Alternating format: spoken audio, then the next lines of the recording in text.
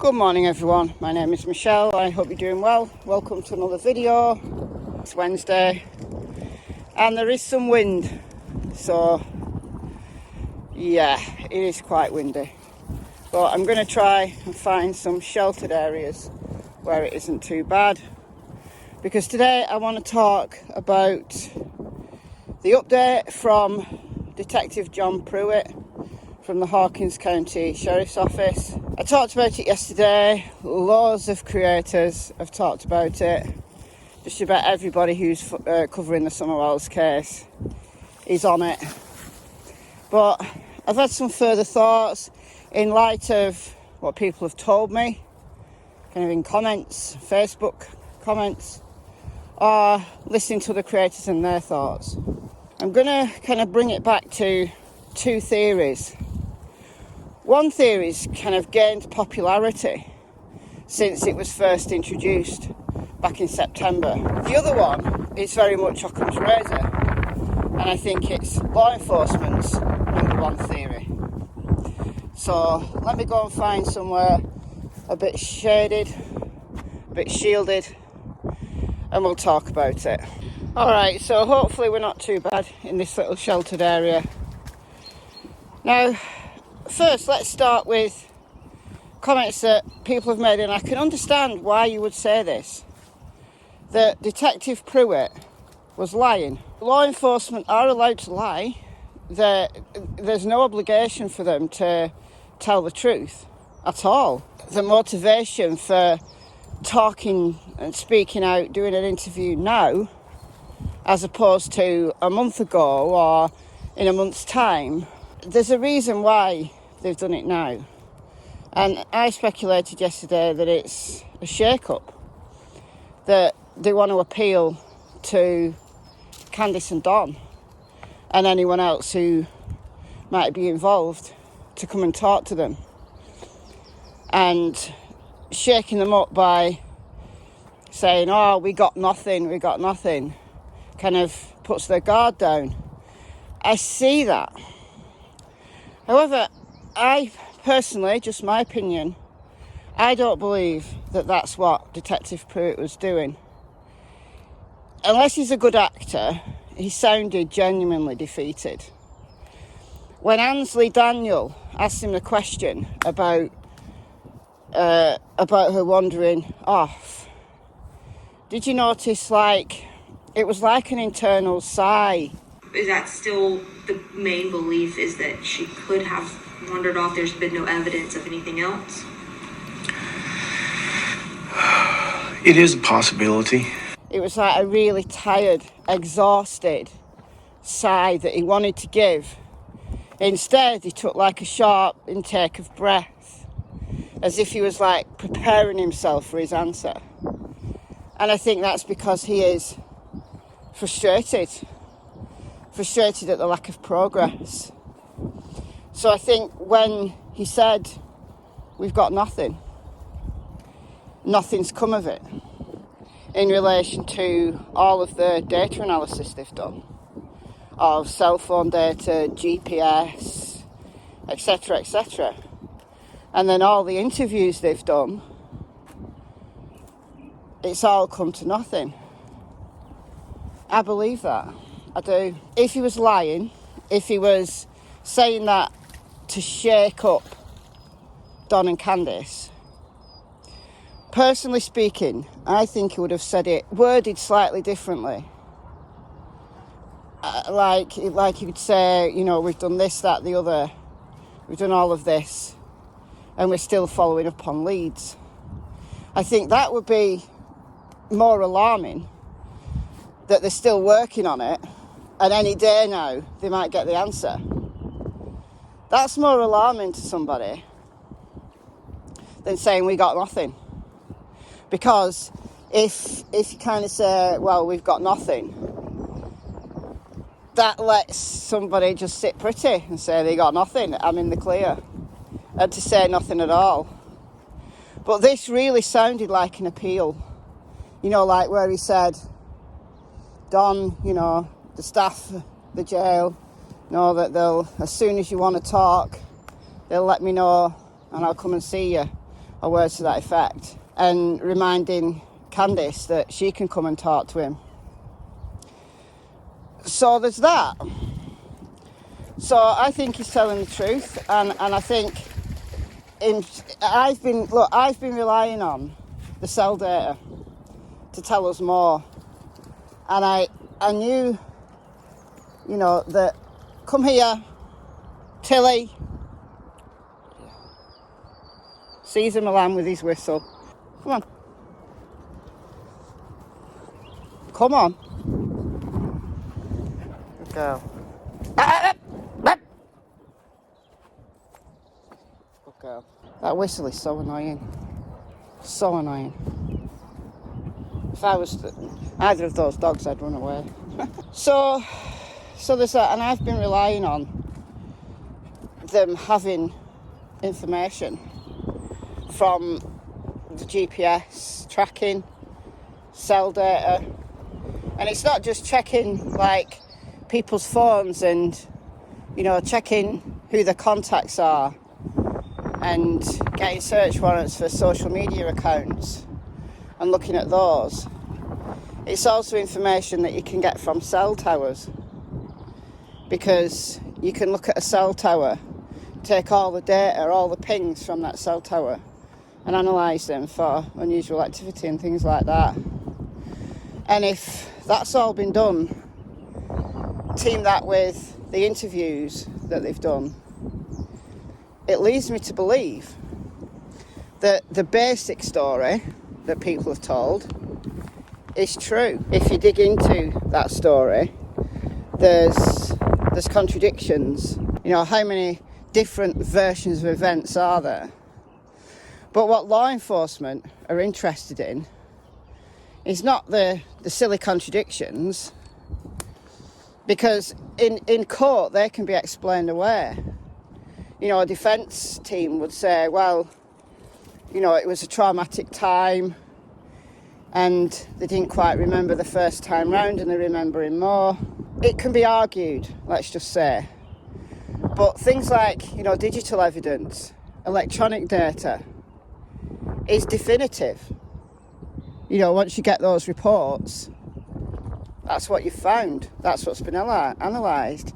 And the defence team can take those data and analyse them themselves to make sure that the prosecutors are telling the truth. And that's definitive. It's solid data. So if all of that checks out the general story, then law enforcement are going to say, well, we're not interested in the contradictions. We're interested in the bigger picture.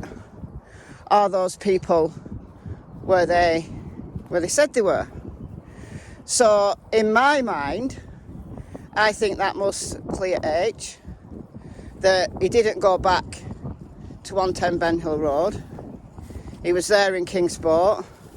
Then he went to the park with his girlfriend and he was there for the evening. It must clear dawn. But bear with me. It must clear dawn. Because Don's Subaru's got Starlink, the GPS system.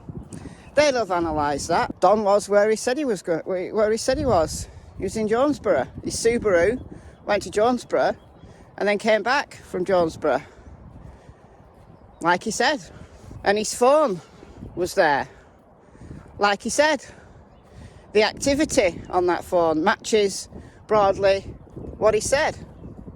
Now, they'll have accurate timelines, and I think they've been not answering any questions about the timeline because they've been waiting for all this data to kind of come in, because this data takes a while, especially if they're analysing data from like entire cell towers, or they're waiting for social media companies to respond to warrants. That can all take a while, and they'll not just analyse it once, you know, they'll take it apart, they will. If you run off, I'll get you a bloody whistle. I'll make you listen to one of them whistles. Hey, Tilly.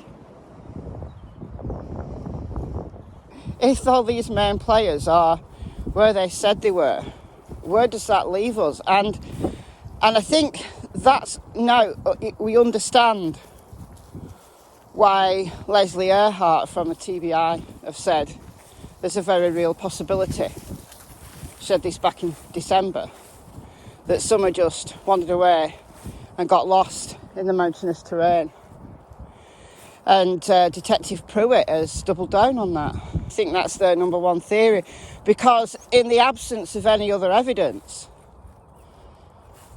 what else is there to say? But that concerns me, because their search efforts, even though they've put a massive amount of work in, the bulk of their searching has been in that 4.6 square miles area, which is like, I think it's like between 1 and 2 miles radius. So it's where a kid could walk, isn't it? That's what they've done it on.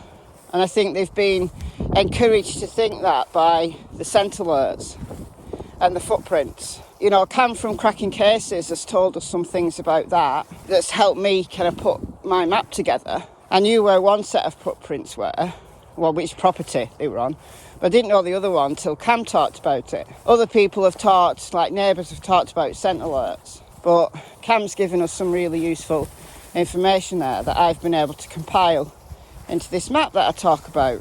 There's probably more scent alerts that really encouraged the investigators to think she's here. And that's why they did that massive search, 19th into the 20th of June, through the night, thinking that that's where she was. But she wasn't. But think about it this way. If she'd wandered away and got lost, little kids can travel considerable distances. A few months ago, do you remember Elijah Kensinger from Knoxville? And he went for a walk with his dog and he didn't come home. His dog came home, his dog raised the alarm, and I think he was found, I think it was something like 1.5 miles away, but he was found within a day. And then there was that little boy from Texas, I can't remember his name. Some of you will remember it. There was this little boy from Texas, and he just went outside, you know, and his mother was presumably inside, and she just lost track of him. And wasn't he like 5 miles away? Correct me if I'm wrong, because I'm doing this from memory. Naked, and they found him. Now, had someone picked him up, abused him, and then dropped him off? Well, I don't know. I haven't followed up on that story. But the general kind of gist of what I'm saying is that little kids do unexpected things. So it's perfectly possible that Summer, like Elijah, went out with her dogs. Everyone else was busy. Maybe the boys went out with her for a bit, went back in, and she wandered off. She wandered with the dogs. Do you remember? The dogs weren't there, supposedly. And maybe the investigators are following that line of thinking. But then, the other theory that's gained traction, like in people's minds and like creators talking about it, is what was originally said in September on Critical Care's Patreon by someone who befriended Grandma, someone called Ziggy Valero. And then she's recently kind of resurfaced and done another video with Just K. It's Critical Care's new channel on YouTube. I made a few videos about it back when that interview took place, and I kind of put it to bed. We don't know that this Ziggy isn't lying. We know she's had some text messages from Grandma, but she didn't record this call. So for me, that's not evidence. Just saying this is what she told me is just hearsay. It's not from Grandma's own mouth. It's not recorded. So I've not given much store by it, although I've done several videos about it. One in September, and and said things that make you go Then I followed up on it recently. But a lot of people are considering it. Grandma telling Ansley Daniel from WJHL that she had a nap, and then she resorted back to the script, and her being very clear to numerous people that Don is really controlling and he's going to try and blame her and this, that, the other. And she thinks he's got something to do with it. You know, following the script, but just voicing an opinion. But then confiding, supposedly, in somebody that Summer wasn't well when she got back home and she never got out of the truck. Candice rang Don because she needed his permission to take her to the hospital. So it's a full-on coercive control relationship. She took her to Don, and Don, well, we don't know. But if Don's GPS on Starlink checks out and his phone, he had to have the good sense to use a different vehicle to go and meet Candice and not take his phone. Or have a phone with him that no one knows about. Where would he take her? What would he do with a dead body? He's capable of a lot of things, but I don't think he's capable of murdering his pride and joy. But did she die? Was she not breathing when Candice found her? Was that the scream that Jodie Sue heard? Did she rush off instead of calling 911, doing CPR? She rushed off in a panic to meet Don. Don told her to take a different vehicle. So that's why Jodie Sue saw what she thought was a Suburban coming home. Oh, heard, sorry, I keep saying saw, she heard it about 5:30. Did he tell her not to take her phone? We can speculate because that's the mind of somebody who's scared of getting caught for something. And it's a viable theory. I can't believe that he would murder Summer. Hiding her dead body, yeah, I can believe that of Don. I can believe that he'd have the criminal mindset to be able to say, look, let's cover our tracks, because he's well aware of Starlink. You know, he's 7 alibis in his good buddy Starlink, well aware of Starlink. So would he borrow a vehicle and then go and hide her body somewhere? Do you remember that journey he took when he retraced his steps for Cher, Voices Behind the Wall, and he went round Chimney Top? Why did he go around Chimney Top? We have to ask the question. And that's out of that search area. Now, they'll have driven over with drones and things like that, but it's out of the ground search area. Makes you think, doesn't it? But it's just as likely that Summer wandered off. Candice went to look for her 4:30ish, let's say, came back at 5:30, was seen by Fred Hill, supposedly, because she was looking for Summer, because she was scared to tell Don that Summer had got lost. I don't know, you guys. Both of those theories can be explained, can't they? With law enforcement's now telling us that none of the data has borne fruit. So we're stuck, and it begs the question, who's the key? I think Grandma's the key, because Candice and Don ain't going to tell the truth. So Grandma, Candy, if you ever watch this video, because I know you watch YouTube, if you ever watch this video, Candy, if you know anything at all, please tell TBI. They'll understand. They will understand. If Candice and you have been in a really controlling situation, they'll take that into account. They will. They will. Do it for Summer. Go and tell them everything you know, please. You know what it's like to have lost a daughter, Rosie. We don't know her. We've never met her.